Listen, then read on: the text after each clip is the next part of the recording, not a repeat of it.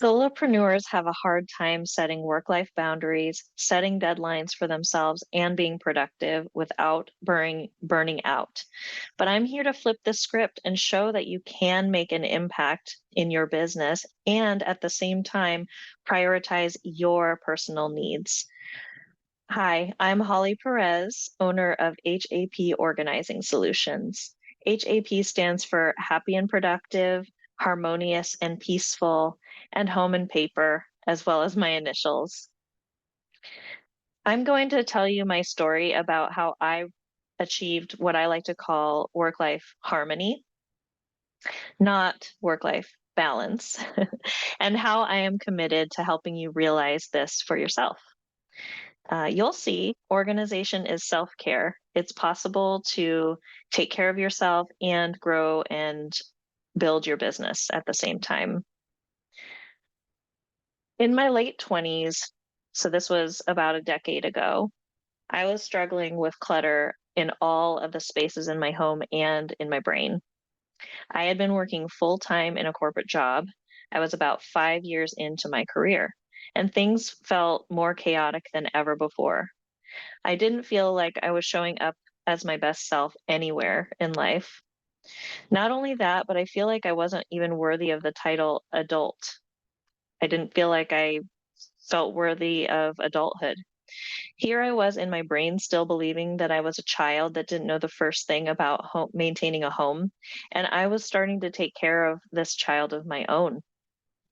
Paperwork had been lost multiple times over the course of his first few months of his life, and it was a struggle to turn in the application for his birth certificate with all of the paperwork and different pieces and parts that were required for it. I felt myself swallowing anger and resentment, choking back tears most days. Looking back, I can see that I definitely needed to go easier on myself and give myself grace. Likely, I had the baby blues more than once in that time frame. It isn't easy having a kid, and it takes a village. I also know that no one would have blamed me and actually probably would have applauded me if I had asked for downtime and a chance for rest and time out for myself. Yet I persisted to operate as if I had to be superwoman and take care of any and all of those needs of those around me before I gave myself even a chance to rest. I remember after giving birth, my husband basically had to force me out the door on my first walk postpartum to Safeway to get groceries. I spent all of my downtime, quote unquote, downtime, researching how to cloth diaper and how to clean them. I spent it listening to podcasts, watching YouTube videos, just grasping for any and all information about how to get organized. Just get my life and all of my spaces organized. That's all I could research at that point because all of it was just a total mess. So I looked at all sorts of content, a wide variety of content about how to set up household management binders, using different systems and solutions for budgeting, how to get mail under control, receipts, coupons, what to do all with all of the things, how to organize my pantry, baby bottles, toys, memorabilia, and other random stuff. And I quickly learned that you can't organize chaos. You have to declutter first. Once I cleared through all that junk and got on the other side of this giant overhaul of my home, I realized that there's way more to life than constantly organizing and decluttering physical clutter. So, life lesson number one was complete. I've learned to declutter my home. I've learned to I've learned how to go through the process of organizing what I had left after decluttering. Now I could help people do the same. Life is a whole lot easier when things are in order, right? Everything is calmer and in control when you know where to find things.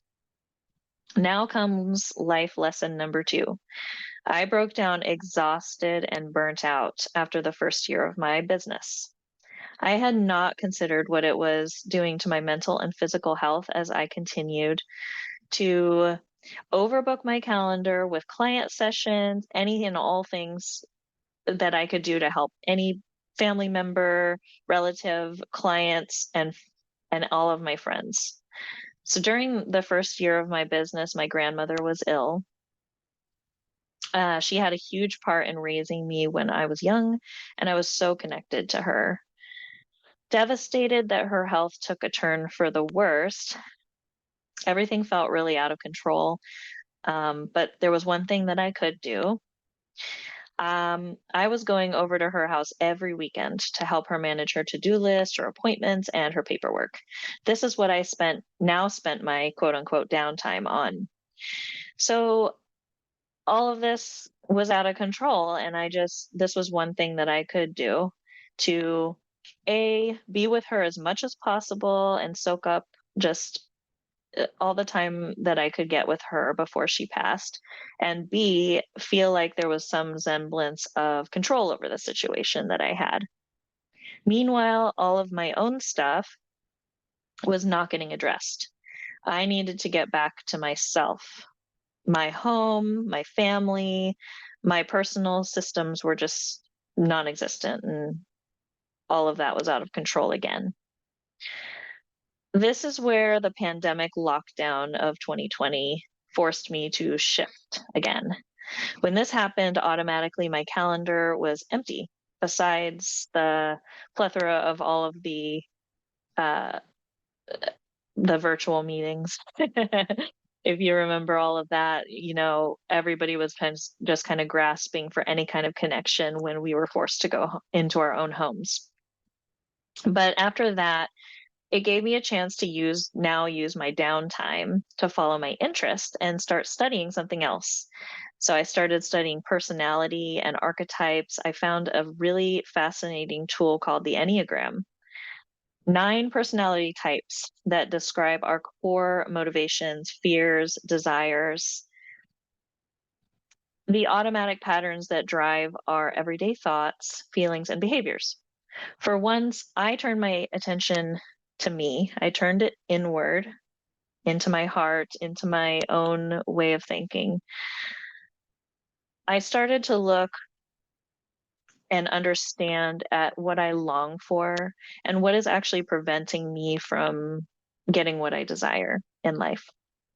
I discovered my true essence and what I'm made of. Pair that with learning some more particulars from my astrological birth chart as well. I learned that for me, growth looks like looking inwards, trusting myself, stepping into my own power, and leaning into being practical and using a grounded routine to work towards my own goals and priorities. What gets in my way is this crippling fear of conflict and making people mad at me. This makes it extremely hard to set boundaries with work and family, and to let alone just simply ask for what I need, in case that bulldozes what somebody else wants. As part of my self-reflection and work on undoing these toxic patterns and um, automatically conditioned patterns, I've really had to overcome this people pleasing tendency and assert myself more, even when it's scary and when I can feel myself wanting to run away leading up to it. I lead with type 9 peacemaker, by the way. Note, I'm just an enthusiast of the Enneagram and astrology and not certified in any of these tools. But I cannot deny the power and the potential in learning about them. So I encourage those that I work with to look into them as well. If you want to listen to more of my learning journey with these tools, I was interviewed twice by astrologer Kimberly Eclipse, host of the Enneagram 9 Show podcast. She is a fellow Enneagram Type 9 as well. So all of this self-reflection and self-awareness led to life lesson number 3, which I am still in the process of learning.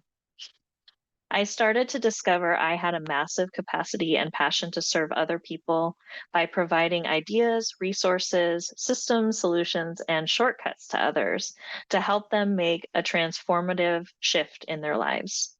I didn't necessarily need to fix things for them or work with someone for years, but instead just embark on a journey of transformation with them and provide them with gentle guidance and support along the way. I'm learning that the people I speak to every day in this work are going through similar trials in life, and that I can offer my perspective as someone who's been through it myself. My business is now my creative outlet, and when I am spending my time on it, I feel the most alive and the most aligned with my purpose in life. This, along the fact that I still have that 9 to 5 job that's more like a 7:30 to 5 job most days, with breaks for taking walks in nature and eating food. I also show up as an engaged mother, wife, and homeowner.